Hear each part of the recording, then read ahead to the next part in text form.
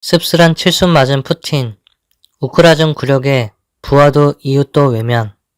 러군 잇따른 패배, 동원령 반발에 국내외 지지 여론의 이상 기류. 서울 연합뉴스 이주영 기자. 우크라이나 전쟁이 급격히 러시아에 불리하게 전개되면서 블라디미르 푸틴 러시아 대통령이 7일 현지 시간 작년과 다른 씁쓸한 칠순을 맞았다고 이코노미스트, 인디펜던트, 포린 폴리시 등 해외 언론이 보도했다. 우크라이나 전쟁은 지난 2월 러시아가 우크라를 침공한 뒤 우크라 영토를 빠르게 점령해 나가다가 여름께부터 교착 상태가 지속됐다. 그러나 최근에는 우크라군이 남부와 동부에서 러시아군 점령지를 탈환하면서 흐름이 바뀌고 있다. 푸틴 대통령을 골치 아프게 만드는 상황은 국내외에서 동시에 나타나고 있다. 우크라군의 강력한 반격으로 우크라 점령지 러시아군이 위기에 빠지는 상황이 빚어지고 국내에서는 예비군 동원령에 대한 저항과 전쟁 반대의 여론이 증가하고 있으며 중앙아시아 국가들의 러시아 지지에도 균열이 감지되고 있다. 러시아는 여전히 우크라이나 영토의 15% 정도를 점령하고 있고 특히 최근에는 점령지에서 러시아 귀속 여부를 묻는 주민투표를 통해 도네츠크, 루안스크, 자포리자, 헤르손 등 4개 지역을 병합했다. 그러나 현재 우크라군이 남부 헤르손과 동부 루안스크에서 강력한 반격에 나서면서 핵심 요충지를 탈환하고 일부 지역 러시아군이 고립위기에 처하는 등 전황이 급격히 러시아에 불리해지고 있다. 우크라군은 러시아와 점령지 간 합병조약 체결 직후 동부 교통요충지 리만을 탈환하며 루안스크로 진격하고 있으며 남부 헤르손에서도 수십 개 마을을 되찾는 등 점령지 수복의 속도를 더하고 있다. 러시아군의 이런 패배는 푸틴 측근 그룹에서도 분열을 야기하고 있다. 푸틴과 가까운 람잔 카디로프 체첸 자치공화국 수장과 용병기업 와그너 그룹을 이끄는 프게니 프리고진은 최근 러시아군 패배와 관련해서 세르게이 쇼이구 국방장관과 전선 지휘부를 강력히 비난했다. 카디로프는 지난 1월 동부 요충지 리만을 우크라에 빼앗기자 리만 지역군 지휘부를 이등병으로 강등하고 최전방으로 보내야 한다고 요구하기도 했다. 현재 투옥되어 있는 야권 지도자 알렉세이 나발리의 최측근들은 지난 4일 크렘린이 극단주의 단체라며 금지한 야권 조직을 재가동한다고 발표하고 지지자들에게 모든 수단을 동원해 반전운동에 참가해달라고 요청했다. 불리한 우크라 전황과 예비군 동원령에 대한 반발 등으로 푸틴 대통령과 전쟁에 대한 국내 지지 여론에도 변화가 나타나고 있다. 옛 소련 시절 가장 유명한 여성 가수 중 하나인 라푸가체바는 인스타그램에 동원령을 무덤화라고 표현하며 우리 아이들이 허황한 목표를 위해 죽어가고 있다고 비판했다. 예비군 동원령은 특히 중앙아시아 이주민 등 소수민족이 많은 지역에서 항의 시위와 모병소 공격을 초래하는 등 큰 반발을 사고 있으며 징집을 피하려는 예비군들의 대규모 해외 탈출도 이어지고 있다. 라트비아와 에스토니아가 러시아인 탈출을 막기 위해 국경을 봉쇄했음에도 20만 명 이상이 카자흐스탄으로 탈출하고 조지아로 7만여 명, 다른 유럽연합 EU 국가로 6만 6천여 명이 탈출한 것으로 추산된다. 소련권의 보안관을 자처하며 정치적, 경제적 맹주 역할을 해온 러시아 영향력이 중앙아시아 국가들 사이에서 빠르게 약화하는 조짐도 나타나고 있다. 최근 러시아군의 잇따른 패배는 카자흐스탄과 키르기스탄, 키스탄, 투르메니스탄, 우즈베키스탄 등 중앙아시아 5개국이 러시아의 군사력과 국제적 리더십을 더욱 의심하는 계기가 되고 있다. 카자흐스탄은 친러시아 분리독립 세력이 세운 루안스크 인민공화국, 도네츠크 인민공화국을 인정하지 않고 있으며 자국 주재, 우크라이나 대사를 추방하라는 러시아 요구를 거부하며 러시아와 외교 갈등을 빚고 있다. 중앙아시아 전문가 젠코 스케파노비치는 최근 외교 전문지 플로멧에서 정기적으로 볼 때 러시아의 우크라이나 도박은 유라시아 지역에 대한 러시아 영향력의 급격한 쇠퇴를 초래하는 씨앗을 심은 것일 수도 있다고 지적했다. 러시아 계엄령과 국경 폐쇄 조치를 내려질 것이라는 소문이 모스크바에 돌고 있지만 푸틴 대통령의 통치에 즉각적인 위협이 될 만한 징후는 나타나지 않고 있다. 하지만 올해 생일인 푸틴 대통령에게 시베리아를 여행하거나 아이스하키를 하며 보낸 예년 생일과는 매우 다른 즐겁지 못한 날이 될 것임은 분명해 보인다. 영상 장갑차에 백기 걸고 우크라이나군에 항복하는 러시아군. 러시아군이 장갑차에 백기를 달고 우크라이나군에 항복하는 모습이 공개됐습니다.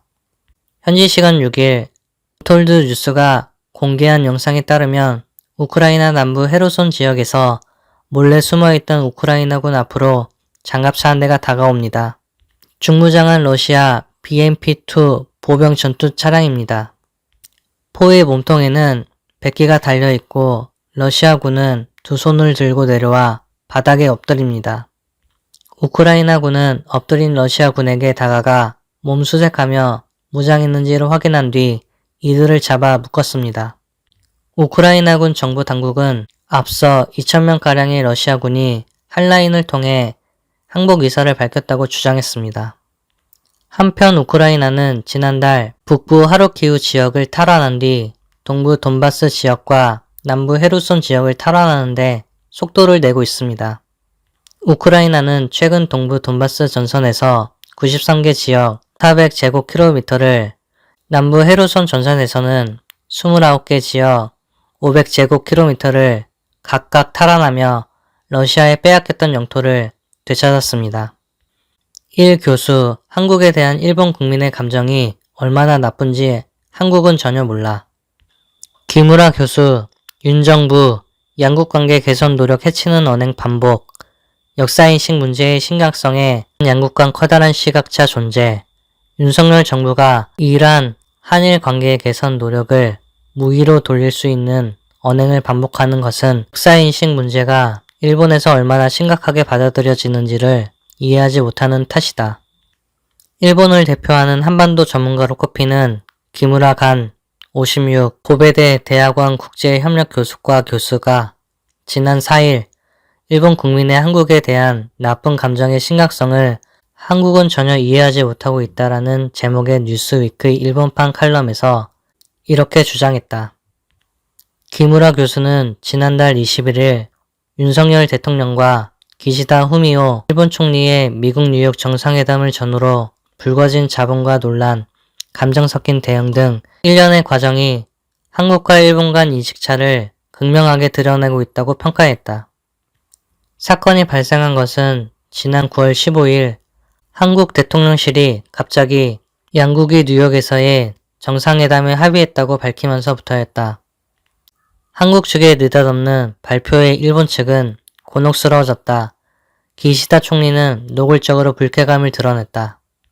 기무라 교수는 분명한 것은 양국 관계 관련 정보를 다루는 한국의 대응이 미숙하다는 것이라며 실제 윤석열 정부 출범 이후 한국 측이 한일 관계와 관련해 일방적으로 먼저 치고 나가거나 외교적으로 자국에 유리하도록 윤색해 발표한 것이 이번이 처음은 아니다라고 했다.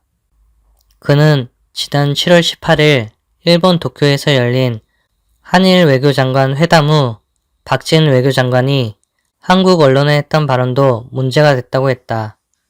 일제강점기 강제징용 피해자 문제와 관련해 박 장관이 일본 측도 우리 정부의 노력에 성의 있게 호응할 용의를 가지고 있다는 느낌을 받았다고 말했지만 일본 측은 이를 부인한 사실을 지적했다.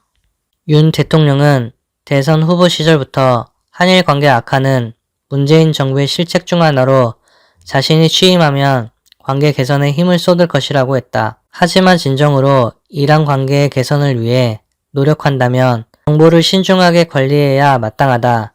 그런데도 한국 정부는 그러한 노력을 허사로 만들 수 있는 언행을 반복하고 있다.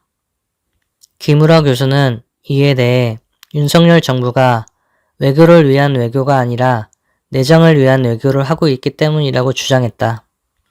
한국 정부의 모순된 행동을 이해하는 첫 번째 열쇠는 일련의 발언들이 대개 자국 언론을 상대로 이루어졌다는 점이다. 윤석열 정권은 낮은 지지율에 시달리고 있고 국회 다수당도 야당이 차지하고 있는 상태다. 한국 정부에 있어 입법부의 동의 없이 자유롭게 활동할 수 있는 외교는 여론을 상대로 실적을 과시할 수 있는 중요한 수단이다. 그래서 성과를 알리기 위해 실제보다 이렇게 공표하는 경향이 나타나는 것이다. 김우라 교수는 하지만 다른 나라와의 외교 관계를 손상시켜 가면서까지 그렇게 한다면 이는 내정을 위한 외교에도 마이너스가 될 수밖에 없다고 했다. 대일 관계에서 부주의한 발언이 이어지는 것은 결국 한국 정부가 한국에 대한 일본의 국민 감정이 얼마나 크게 악화되어 있으며 징용공, 일제강제징용 피해자 문제를 포함한 역사적 인식 문제를 일본 여론과 정부가 얼마나 심각하게 받아들이는지를 알지 못하고 있기 때문이다. 그는 한국 대선 후에 일본을 방문한 한국 정부 관계자들은 일본의 분위기가 이렇게 나쁠 거라고는 생각하지 못했다고 한 목소리로 말했다고 전했다. 현 상황의 근저에는 역사 인식 문제의 심각성에 대한 한일 양국 간의 커다란 시각차가 존재하고 있다. 일본에서 이 문제, 강제징용 피해자 배상은 1965년 청구권 협정을 둘러싼 법률적 해석의 문제다. 따라서 일본은 2018년 한국 대법원의 판결, 일본 피고 기업 패소 이후에 더욱 벌어지는 해석의 간극이 좁혀지지 않는 한 문제가 해결되지 않을 것이라고 심각하게 인식하고 있다.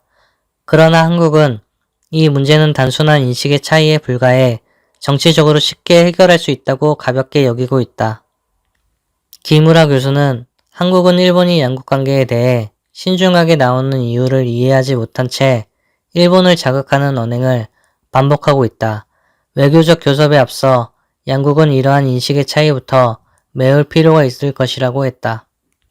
보수 우파의 시각에서 한일 관계를 바라본다는 평가를 받고 있는 김우라 교수는 한국에서 세종연구소 개건연구원, 고려대 초빙 교수 등을 지냈다. 한국 현대사, 한국 권위주의적 체제의 성립, 한반도를 어떻게 볼 것인가, 고종민비 등 저서가 있다.